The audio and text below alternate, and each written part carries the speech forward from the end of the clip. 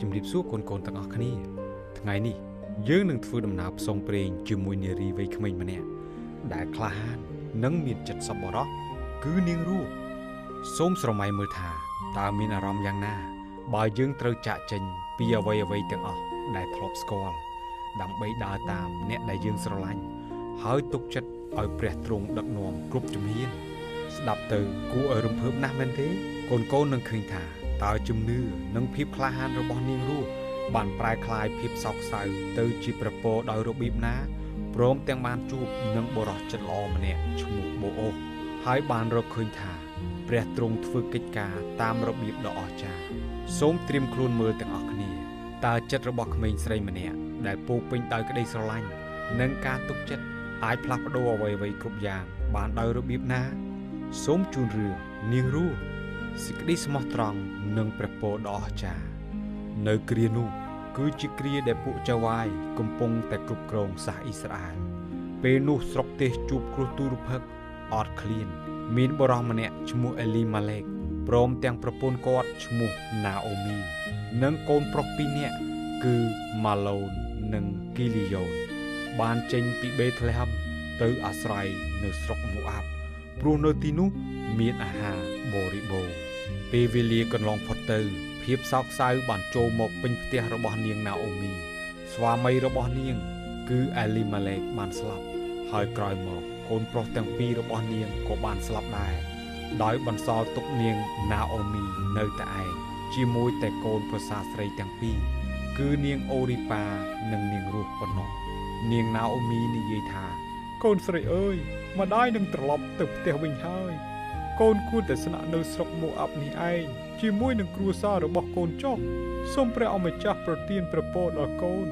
សម្រាប់ការល្អដែលកូនបានធ្វើចំពោះម្ដាយផងចុះណាអូមីបានថើបលាកូនប្រសាទាំងពីរ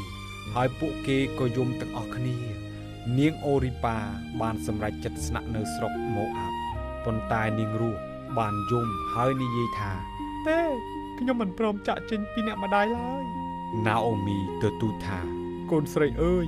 ចូលវិលត្រឡប់ទៅរកជនជាតិរបស់កូននិងព្រះរបស់កូនចុះនាងរស់ឆ្លើយថាសូមកុំទទូចឲ្យខ្ញុំទៅចោលអ្នកម្ដាយនិងវិលទៅវិញលែងតាមអ្នកម្ដាយនោះឡើយត្បិតកន្លែងណាដែលអ្នកម្ដាយអញ្ជើញទៅនោះខ្ញុំនឹងទៅតាមហើយកន្លែងដែលអ្នកម្ដាយស្នាក់នៅនោះខ្ញុំក៏នឹងនៅដែរ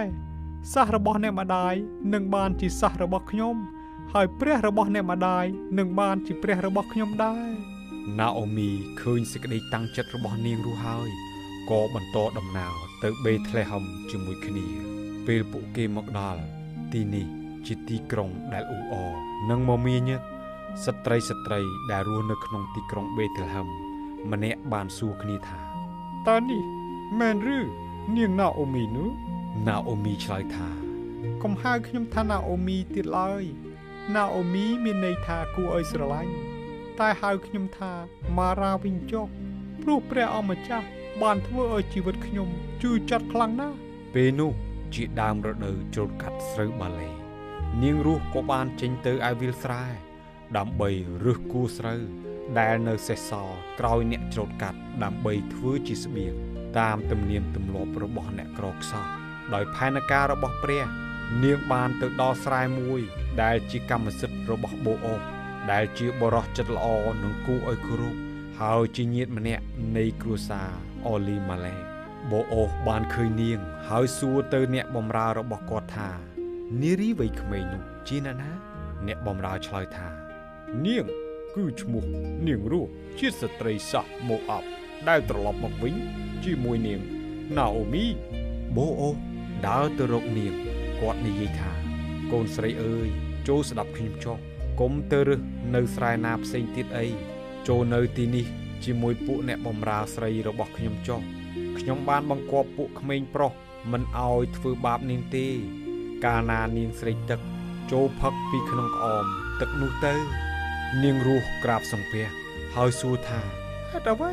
បានជាលោកសប្បុរសចំពោះខ្ញុំយ៉ាងនេះខ្ញុំគ្រាន់តែជាជនបរទេសម្នាក់ប៉ុណ្ណោះបូអូសឆ្លើយថាខ្ញុំបានឮអស់អំពីអ្វីដែលនាងបានធ្វើចំពោះនាងណាអូមីសូមព្រះអម្ចាស់ប្រទានរង្វាន់ដល់នាងសម្រាប់ការល្អរបស់នាង ល្ងាចនោះនាងរស់បានត្រឡប់ទៅផ្ទះវិញជាមួយនឹងកញ្ឆេដែលពេញទៅដោយស្រូវណាអូមីភ្ញាក់ផ្អើលហើយសួរថាថ្ងៃនេះកូនបានធ្វើការនៅឯណានាងរស់ឆ្លើយថា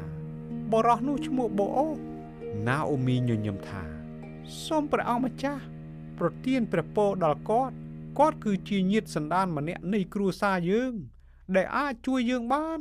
ពេលរដូវច្រូតកាត់ជិតចប់ណាអូមីបានផ្ដល់ដំបូន្មានយ៉ាងយកចិត្តទុកដាក់ដល់នាងរស់នាងនិយាយថាយប់នេះបូអូនឹងធ្វើការជ្រឹះស្រូវបាឡេនៅឯទីលានបោកស្រូវណាអូមីបន្តថាចូលងូតទឹកស្លៀកពាក់ល្អបំផុតហើយទៅទីនោះដោយស្ងាត់ស្ងៀមពេលគាត់ដេកលក់ហើយចូលទៅដេកនៅជិតជើងរបស់គាត់ទៅគាត់នឹងប្រាប់នាងពីអ្វីដែលត្រូវធ្វើនាងរស់បានធ្វើតាមអ្វីដែលណាអូមីនិយាយពេលបូអូភ្ញាក់ឡើងហើយឃើញនាងគាត់ក៏ភ្ញាក់ផ្អើលគាត់សួរថាតើនាងជានរណាគេនាងរស់ឆ្លើយថាខ្ញុំឈ្មោះរស់ជាអ្នកបម្រើរបស់លោកសូមលោកលាតជ័យភួយរបស់លោកគ្របពីលើទូបង្គំទៅព្រោះលោកជាញាតិសន្តានតាមច្បាប់នឹងលួសខ្ញុំម្ចាស់បានបូអូពោលថាសូមព្រះអង្គម្ចាស់ប្រទានពរដល់កូនស្រីនាងបានបង្ហាញសេចក្តីល្អដោយមិនរត់តាមបុរសក្មេងៗឡើយខ្ញុំនឹងធ្វើតាមអ្វីដែលនាងបានសុំទាំងអស់បូអូពន្យល់ថាប៉ុន្តែមានបុរសម្នាក់ទៀតដែលជាញាតិជិតស្និទ្ធជាងខ្ញុំបើគាត់ព្រមលួសយកនាងនោះជាការល្អ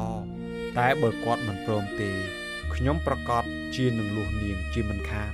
មុនពេលព្រឹកប្រហៀមបូអូបានឲ្យស្រូវដល់នាងហើយឲ្យនាងត្រឡប់ទៅរកណាអូមីវិញនៅព្រឹកបន្ទាប់បូអូក៏ទៅឯទ្វារក្រុងញាតិជិតស្និទ្ធនោះបានមកដល់ហើយបូអូក៏ពន្យល់រឿងនោះបូអូនិយាយថាណាអូមីកំពុងលក់ដីរបស់អូលីម៉ាឡេបើអ្នកលក់ដីនោះអ្នកក៏ត្រូវតែរៀបការជាមួយនឹងនាងរស់ជាស្ត្រីមេម៉ាយសះមកអាប់ដែរញាតិនោះឆ្លើយថាបើដូច្នោះមែនខ្ញុំមិនអាចលួសយកនាងទេលោកអាចលួសយកនាងខ្លួនឯងទៅចុះបរោះនោះក៏ដោះស្បែកជើងរបស់គាត់ចេញជាសញ្ញានៃការព្រមព្រៀងបូអូសប្រកាសប្រាប់ប្រជាជនថាថ្ងៃនេះអ្នករាល់គ្នាគឺជាសាក្សីថាខ្ញុំបានទិញយករបស់របរទាំងអស់ដែលជាកម្មសិទ្ធិរបស់អូលីម៉ាឡេកម៉ាឡូននិងគីលីយ៉ូនហើយខ្ញុំក៏ទទួលនាងរស់ជាស្ត្រីសាសម៉ូអាប់មកធ្វើជាភរិយារបស់ខ្ញុំដែរប្រជាជនអបអរសាទរហើយនិយាយថាយើងខ្ញុំជាសាក្សី